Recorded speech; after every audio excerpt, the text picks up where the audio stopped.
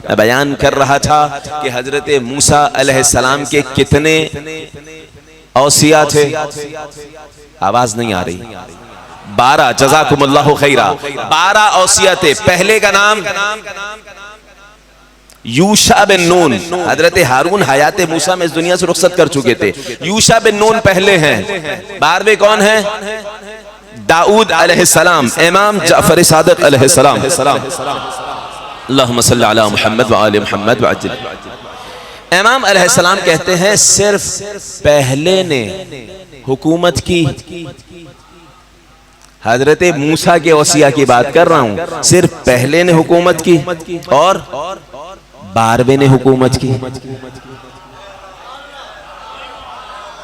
लम्मा कतला दाऊद जालूद, जब दाऊद ने जालूद जैसे जालिम को कत्ल किया, आतैनाहु मुल्कन अजीमा, हमने दाऊद को अजीम हुकूमत अता कर दी। जब नबी का 12वां दज्जाल और उन जैसों को कत्ल करेगा